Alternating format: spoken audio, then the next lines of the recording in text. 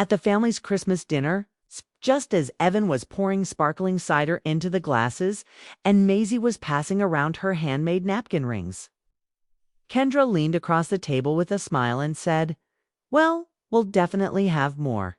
Room next year if she's gone by then." She didn't whisper. She didn't joke. She said it like a casual thought, like she was commenting on the weather or the mashed potatoes.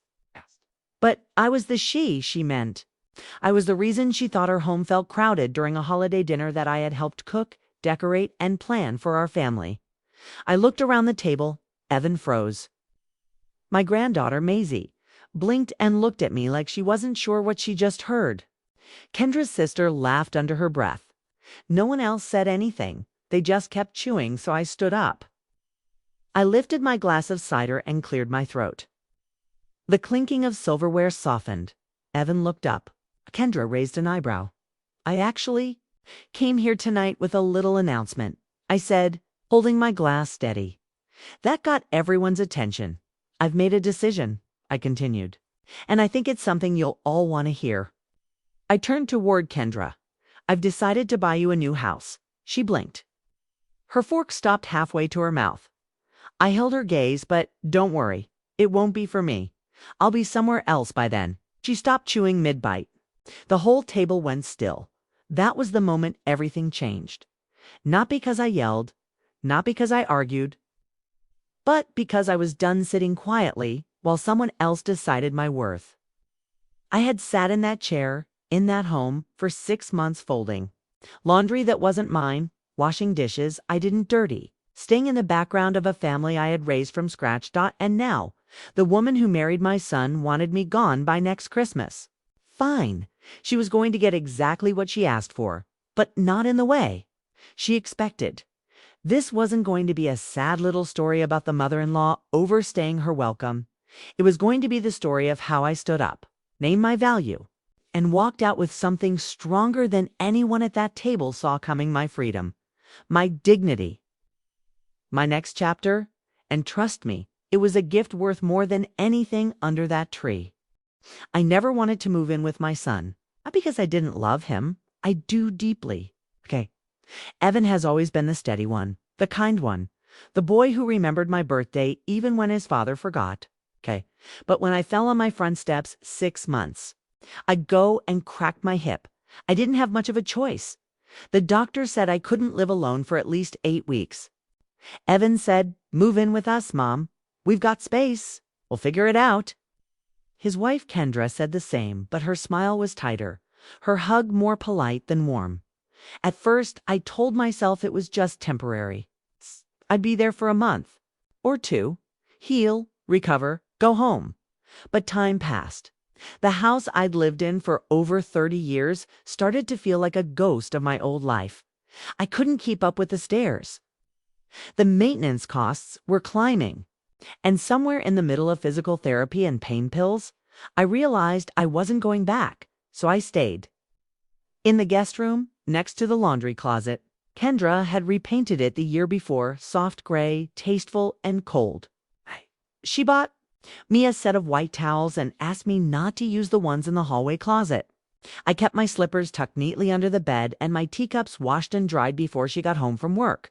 Maisie, their 9-year-old, was the bright spot. She would climb into bed with me in the mornings, ask for stories about her grandpa, and laugh when I told her how Evan once wore 2 different shoes to kindergarten. Her laughter reminded me of myself when I was her age before life handed out losses and long stretches of silence. But I could feel it, the shift. Kendra began, sighing louder when I offered to help in the kitchen. She started leaving me off group text threads about dinner plans. She talked about needing space like it was a kind of air she could only breathe when I wasn't in the room. I knew I was overstaying my welcome, even if no one said it outright. Or at least, they hadn't. Not until Christmas. We hosted. At Evan's house this year, it made sense: bigger dining room, easier for me to get around, closer to most of the family. I helped decorate the tree with Maisie while Kendra was on a conference call. I ironed the linen tablecloth her mother had gifted them the year before. I made my sweet potato casserole from scratch and baked a pecan pies using Cliff's old recipe. I smiled when guests arrived. I handed out plates, I refilled wine glasses, I complimented Kendra's rosemary chicken, even though it was dry. I did everything a polite, grateful guest should do. But inside, I was tired, not from age, not from pain. From pretending I didn't notice the way Kendra winced when I asked if the potatoes needed more salt. Pretending I didn't hear her complaining about how tight the house felt with so many people. Pretending it didn't sting. When she moved my wrapped gift to the back of the tree to make room for one from her boss, I sat at the far end of the long table next to Maisie, who was busy peeling the foil off a chocolate coin. Evan sat at the head. Kendra sat directly across from me. Her sister was next to her. Holiday music played softly in the background. Everyone was halfway through their second plate. Then, in the middle of a conversation about next year's holiday plans, Kendra leaned back, swirled her wine, and said it. Next year will be easier. We'll have more space, if she's gone by then. She didn't point at me. She didn't have to. I didn't speak. I didn't flinch. I just looked down at my napkin and folded the corner of it slowly between my fingers. And right there, in that pause, something clicked. Not a crack, not a break. A click, like a lock finally opening after years of being jammed. I had given so much. My home, my privacy, my independence. I had made myself small to keep everyone else comfortable. But I was done pretending, and I had come to dinner with a plan. There are moments in life when someone wounds you so cleanly, you don't even bleed right away. You just sit there, stunned, wondering if what you heard was real. That was exactly how it felt when Kendra said, "We'll definitely have more space next year if she's gone by then." She didn't laugh. She didn't smile. She took a bite of stuffing and passed the gravy boat across the table like she hadn't just thrown a verbal knife in my direction at first. The only sound was the soft clink of a fork against china. Then her sister chuckled under her breath and said, "Kendra," not in protest, but the way someone scolds a friend for saying what everyone's thinking out loud. I looked around. No one else said a word. Evan stared into his plate, his ears turning red. He gripped his water glass like he didn't know whether to sip from it or throw it. Maisie looked at me with big eyes, her little mouth still full of cranberry sauce. Confused by the sudden chill that had swept across the table, I sat quietly. I didn't speak. I didn't let my face twitch or my eyes blink too quickly. I just folded my napkin in my lap and took a slow breath, because that was the moment I knew Kendra had been waiting for. The moment she could finally say the quiet thing out loud and have it land. With her family at the table, my son staying silent, with no one pushing back. And if I'm honest, I think she expected me to crumble. But I didn't. I hardened. I reached for the pitcher of water and poured myself a fresh glass. My hand didn't shake. I smiled at Maisie and asked if she'd like another roll. She nodded. Then I turned to Kendra and said, "That casserole turned out really nice. Rosemary's a tricky herb. Most people overdo it, but you didn't." She blinked, caught off guard by the compliment. Or maybe by the fact that I wasn't rising to her bait. "Oh," she said, stiffly. "Thanks." Evan cleared his throat and tried to pivot. "So, Mom, didn't you say Maisie helped you make the pies?" "She did," I said, still watching Kendra from the corner of my eye. "She even cracked the pecans by hand. Told me they taste better that way." Maisie beamed. "I got shell under my fingernails." "You sure did," I said. That's the sign of real effort. Kendra picked up her wineglass and sipped again. Her sister leaned in and whispered something that made them both smile. I excused myself to the kitchen. As soon as I stepped out of view, I leaned against the counter, gripping the edge of the sink. My jaw tightened. My chest rose and fell in. Short, shallow breaths. I wasn't going to cry in my son's kitchen. I wasn't going to let her see me cracked. But the truth burned. I had raised Evan. I had helped him with his science projects, sat in the front row of every school play, held him when his father died. I had moved into that house after surgery, not because I wanted to, but because my son wanted me there, or at least he said he did. And now, his wife had just publicly declared me an expiration date. I looked out the window at the string lights blinking along the fence. Snow had begun to fall light, gentle, almost too pretty for how bitter the moment felt. I thought about Cliff, what he would have said, what he would have done. He had always told me, you don't have to raise your voice to show strength. You just have to know when to stop asking permission. So I straightened up, filled my lungs with air, and walked back to the dining room with my glass in hand. My heels tapped softly on the tile, steady and unshaken. I looked at every face at that table, some smiling, some pretending, some wondering what I was about to do, and I knew this wasn't going to end in tears. It was going to end in a decision, one I had already made. As I walked back into the dining room, everything looked exactly the same, plates half full. Napkins crumpled, wine glasses sweating under the warm air, but something inside me had shifted. I no longer felt like a guest at my own family's table. I felt like a woman who had made up her mind. I took my seat. Evan tried to catch my eye, but I kept my focus on Maisie, who was quietly arranging green beans into the shape of a tree on her plate. She had no idea that her grandmother was about to rewrite her future right there, between the candied yams and cranberry sauce. Kendra leaned in toward her sister again and laughed at something only they could hear. I picked up my glass, gently, tapped the base with a butter knife, and the subtle chime pulled everyone's attention. The clinking slowed. Forks were set down. Evan looked nervous. Kendra looked irritated. She wasn't used to sharing the spotlight at her own table. I hope you'll all indulge me for a moment, I said. I wanted to say something while we're all together. There were polite nods around the table. I looked at Evan. He gave a tight, uncertain smile. I smiled back, then turned toward Kendra and her sister. For the past 6 months, I've been living here with Evan and Kendra while I recovered from surgery. It wasn't something I planned for. It wasn't easy to accept help. But I was grateful still, and for the roof, the meals, the space. Kendra's posture straightened slightly, like she was bracing for a compliment. Her sister smiled, thinking they were about to be thanked. But over these months, I've also learned something important, I continued. I've learned that space isn't just about square footage. It's about respect, kindness, and knowing. You're wanted, not just tolerated. I paused. The room went quiet again. That's why I made a decision last week. I've decided to buy a new home. Evan blinked. Wait, what? I kept going, my voice steady. I'm not buying one for me. I'm buying one for you and Kendra. Kendra sat back in her chair, blinking slowly. What? I'm purchasing a home for you, I said. Bigger than this one. More room. Extra bedrooms. A real guest suite. She narrowed her eyes. Are you serious? Completely. Whispers passed around the table.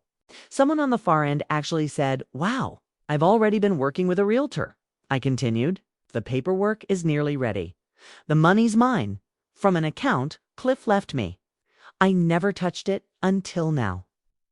Evan opened his mouth, then closed it again.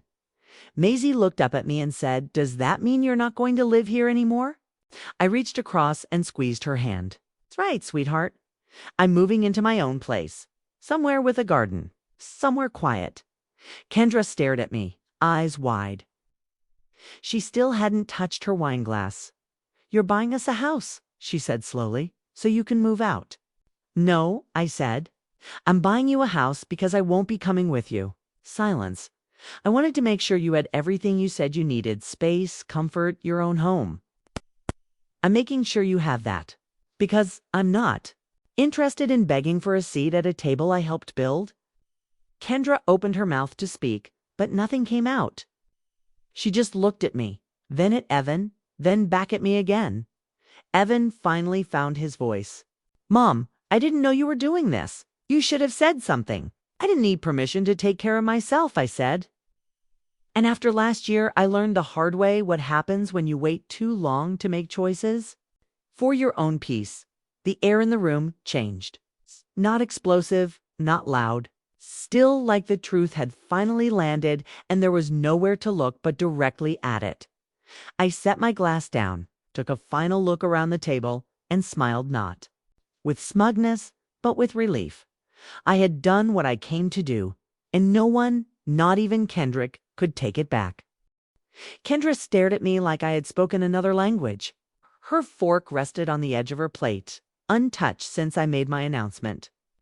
She wasn't used to being outmaneuvered, especially not by the woman she'd been quietly trying to edge.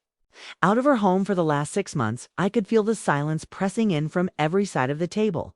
The kind that wraps around a room and doesn't let anyone pretend they didn't hear what was just said. Then Evan finally broke it. "Mom, you've really been planning this." "Yes," I said. "For a while now. Spoke with a realtor. Last month, toured a few properties and made an offer last week." Kendra snapped her attention to Evan. "And you didn't know?" He looked helpless. "No, I didn't. I had no idea." I turned to Kendra. "That was intentional." She blinked. "You mean you kept it from him?" "I didn't need to tell him. It's like you didn't need to tell anyone you wanted me." Gone. There it was. I said it. Kendra sat back, her lips parting, but no sound came out. Her sister looked down at her lap. One of Evan's cousins glanced around uncomfortably and reached for the green bean casserole like it could somehow dissolve. The tension. I folded my hands neatly in my lap. My voice was calm, not angry. Measured, not bitter. "I know what you said, Kendra, and I know you meant it. That's fine. Everyone is entitled to their boundaries, but I'm entitled to mine too." Evan put his head in his hands. "Jesus." Maisie turned to me and whispered, "Grandma, are you mad?" "No, baby," I said softly, brushing her hair away from her forehead. "I'm not mad. I'm just done pretending that I don't see what's been happening." I turned back to the table. For the last 6 months, I've washed dishes in a house that I made possible. I've folded clothes that weren't mine, stayed quiet when I was insulted, and made myself small so other people could feel bigger in their own home. But today, I'm drawing a line. I stood up. Not fast, not theatrical. It's just firmly. "I'm giving you a house, Kendra. Not because you deserve it, but because Evan does. And because Maisie does. And because I want my family to have a fresh start. But I'm not going to be part of a life where I'm only welcome when I'm useful." Kendra's mouth tightened. "So this is about embarrassing me, making a scene." "This is about clarity," I replied. "I'm not embarrassing you. I'm freeing both of us. You don't want me here. I don't want to be where I'm not. Respected. Now we both get what we want." Evan looked like he wanted to crawl under the table. I didn't blame him. But he also didn't stop me. No one did. I looked around one final time. I've already packed most of my things. I'll be out by New Year's. The house closes mid-January. Evan will talk about the details later. I placed my napkin gently beside my plate, leaned down, and kissed Maisie on the cheek. "I'll be at my new house next Sunday," I said. "You can come help me decorate the porch." Her smile lit up instantly. "Can I bring my paints?" Of course." Then I turned and walked out of the dining room. I didn't raise my voice. I didn't slam anything. I didn't need to. I had said what needed to be said, and for the first time in a very long time, I didn't feel like someone's of ease. Burden? I felt like someone with a future. I moved into my new home on the second Saturday of January. It's a single-story craftsman with wide windows, a porch swing, and a garden that wraps around the back. It's the first time I stepped inside with the keys in my hand. I didn't cry. Thought I would, but I didn't. Instead, took a deep breath and stood in the middle of the empty living room. The sunlight warming the hardwood floors, and I felt something I hadn't felt in months. Peace. I bought a new tea kettle. A bright yellow one. I placed it on the stove and let it whistle for no one but me. That first night, I slept without a hallway light, without the sound of someone else's dishwasher running. Without tiptoeing to the bathroom out of fear I'd wake anyone, I didn't hear from Kendra. Not at first. Evan called a few days after the move. He asked if I needed help assembling shelves. I told him no, came anyway, and we spent the afternoon talking like we hadn't in years. No tension, no sides. It's just a son and his mother finding their way back to each other without the pressure of pretending. He apologized again. I should have said something that night. I froze. I didn't know what to say. I told him I understood. When you're stuck between your wife and your mother, you choose quiet to survive. I've been quiet most of my life for the same reason. Maisie came over that weekend with a tote bag full of paints, stickers, and snacks.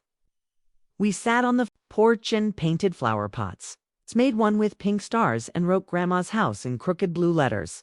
Put it by the front door. She didn't ask why I left. She didn't need to. Children feel what adults avoid.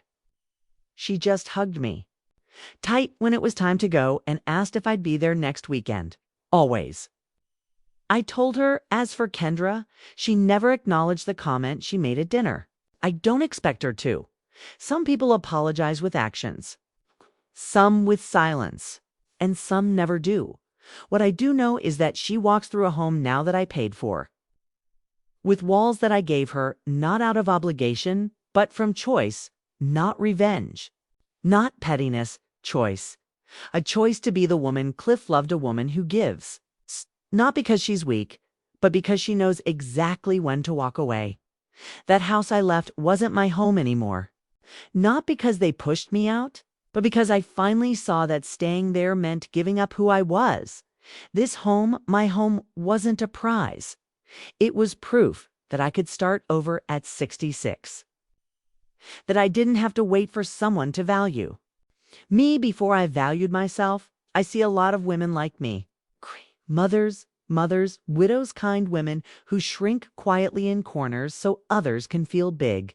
We convince ourselves it's grace. We tell ourselves patience is our duty. But sometimes grace looks like standing up. Sometimes kindness means saying no more. And sometimes it's the most loving thing you can do for the people who disrespect you. I didn't burn bridges. I built a new one right out the front door.